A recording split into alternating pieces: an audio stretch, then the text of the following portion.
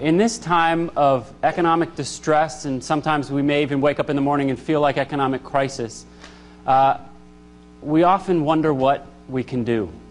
As the dean of a business school, I have, for the last year, dreamed about figuring out a way to actually contribute to economic discussions that is above and beyond just putting students out into the economy, which is an important part of what we do, but being thought leaders and being embedded deeply within an economy is also central to this plan and central to what it is that we're about.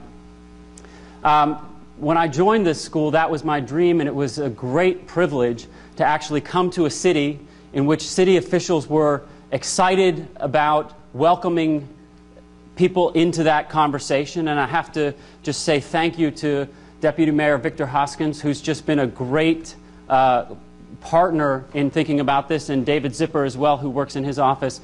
It's just been a wonderful part of that conversation, and today what we're doing is a culmination of that conversation.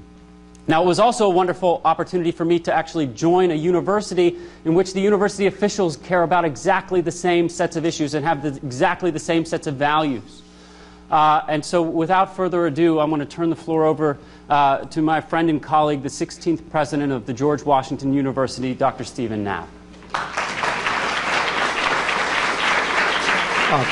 Thank you very much, Dean Guthrie, and it's a pleasure to welcome you here. These are difficult economic times, but I think there's a lot that we can do working together with the District of Columbia government. I think they're proving to be really wonderful partners. I'd also want to join the Dean in recognizing Victor Hoskins, Deputy Mayor, for being with us. He's been in these conversations really from when we first started talking about this in a serious way some months ago. I believe Harry Tregoning, Director of the Office of Planning, is also here, D.C. Office of Planning, another, I think, very important partner for us. And of course, Steve Moore of the D.C. Economic Partnership is here, and he and Doug have really been the ones that have led this effort together in bringing together this group for today's very important discussion.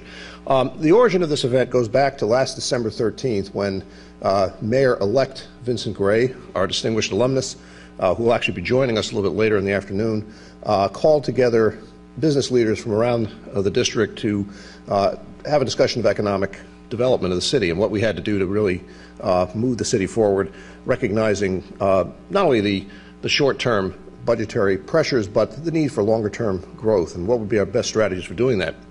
On that occasion, I offered to host two events at our expense here on the George Washington University campus. The first of those took place last July. It was a jobs fair, which we hosted on behalf of the entire consortium of universities. We had 7 universities and 3 of their affiliated hospitals represented. It took place across the street in the Marvin Center.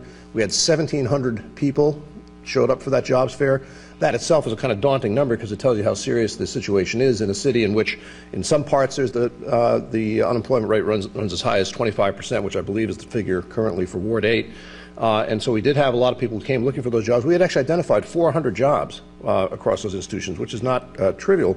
And just last week I was talking to the mayor about the question of whether that might be extended to other sectors of the economy, perhaps the utilities, the hospitality industry, government agencies that surround us. We could probably identify more jobs that we could make available. But of course, the long-term approach is to have the strategy that will create jobs and make sure that citizens of the district are trained and prepared to take those jobs when they become available. And that means working strategically with employers and future employers, those who are contemplating moving into the district. And we've seen some extraordinary movement in that regard, with even one of the largest manufacturing companies in the country moving its headquarters to New Jersey Avenue, Siemens USA, which did that just a few months ago.